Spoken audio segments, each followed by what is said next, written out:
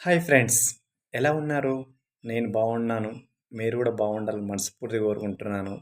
నాది చిన్నప్పుడు జరిగిన ఒక సంఘటన, అది మీతో షేర్ చేసుకోవాలనుకుంటున్నాను.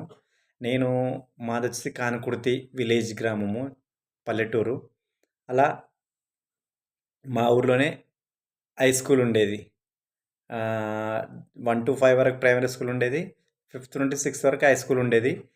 అట్లా హై స్కూల్‌లో 6th క్లాస్‌లో ఉన్నప్పుడు, 6th, 7th క్లాస్‌లో ఉన్నప్పుడు మా ఊరు పక్కన మడేపల్లి అని ఉండేదనమాట. అక్కడ అంజనేయులు అని మా క్లోజ్ ఫ్రెండ్ ఉండేది. వాళ్ళది కిరాణా షాప్ ఉండేది. అట్లా రెగ్యులర్ అక్కడికెళ్ళి సైకిల్ మీద వచ్చేదనమాట మా ఊరికి, కానుకుర్తి గ్రామానికి, స్కూల్‌కి అనమాట. అట్లా నాకు పరిచయమైండనమాట. ఆయన పేరు అంజనేయులు. నా పేరు సత్యపాల్. School name. ఇప్పుడు నార్మల్‌గా సతీష్ అని పిలుచుకుంటున్నాను. ఎందుకంటే అది కొంచెం నేమ్ అంటే అంత అన్ అంటే మంచిగా అనిపిస్తలేదని పేరు షార్ట్‌కట్‌లో సతీష్ అని పిలుచుకుంటున్నాను. అట్లా ఆ అబ్బాయి నాకు పరిచయమైండనమాట.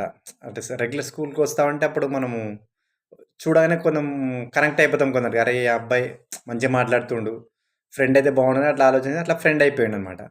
అట్లా వాళ్ళు ఇంట్లో వాళ్ళ ఊరిలో మడేపల్లి ఊరిలో కిరాణా షాప్ ఉండేది వాళ్ళది. కిరాణా షాప్ ఉంటే అట్లా తిన్నికి ఐటెమ్స్ తీసుకొచ్చేది. చెక్కీలని, పాపడాలని ఏవో తీసుకొచ్చేది.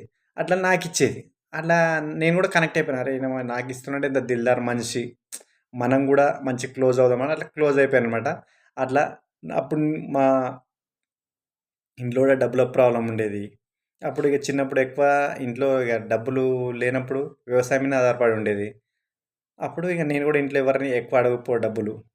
అప్పుడు ఇక ఆయన అవి ఇవి మా క్లాస్‌మేట్ అంజనేయులు తీసుకొచ్చేదనమాట తిన్నికి కిరాణా షాప్‌లోకెళ్ళి. అట్లా తినేది కొన్ని, అట్లా మళ్ళీ ఇంటర్వెల్‌లో తీసుకెళ్ళేది. అరే! షాప్‌లో పోయి తీసుకుందాం దా తిన్ని గాని అట్లా ఎంబడెళ్ళేదనమాట. నాకు గూడా అనిపించేది అరే! నేను గూడా ఏం తినిపిస్తలేను గదా! కనీసం మా ఇంటి దగ్గర మా పొలంలో చేనులో దొరికేవి సీతాఫల పండ్లు, ఇంకా మన నేరేడు పండ్లు, మామిడి పండ్లు దొరికేవి. అట్లా మా ఇంటికి అప్పుడప్పుడు తీసుకెళ్ళి ఇచ్చేదనమాట. అట్లా నాకు క్లోజ్ అయిపోయిండు. అనుకోకుండా ఒక రోజు మా ఇంటికి తీసుకెళ్తే ఇప్పుడు గోడలకి ఊర్లలో ఒకప్పుడు ఇప్పుడంటే అన్నీ సిమెంట్ లైన్. ఒకప్పుడు మట్టి గోడలు ఉండేదనమాట.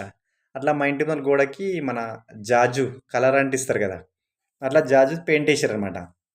అట్లా ఏస్తే అట్లా ఆ గోడకి తగ్గట్టు నిలబడ్డాడు. మా అమ్మ అన్నది. మా అమ్మతో మాట్లాడుకుంటూ ఇంట్లోకెళ్ళిపోయినా. "అరే! ఎవర్రా అంత నల్లగుండు" అని నాకన్నది. నేను లోపలొచ్చి అన్నది. నేను అట్లా అనకు.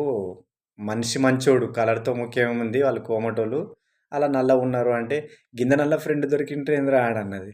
నేను అట్లేం లేదమ్మా అట్లేమనరాదు. మంచి అబ్బాయి. కలర్‌తో ఏముంది మనసుతో మనిషి మంచోడు. అట్లా నాకు అవి ఇవి తినడానికి ఇస్తా ఉండు. నేను గూడా ఇంటికి తీసుకొచ్చిన ఏమన్నుంటే మన ఇంటి దగ్గర ఇద్దామని అలా తీసుకొచ్చినా అన్నాను. అట్లా పరిచయమై అట్లా అన్నది మా అమ్మ. అట్లా నాకు కూడా నవ్వొచ్చింది. బట్ ఇగ ఎందుకంటే అప్పట్లో కల్మషం లేని మనసు. అప్పుడు ఒంటి మీద బట్టలు మైలైన అంటే మాసిపోయిన బట్టలున్నా గూడా మనసు చాలా మంచిగుండేది చిన్నప్పుడు.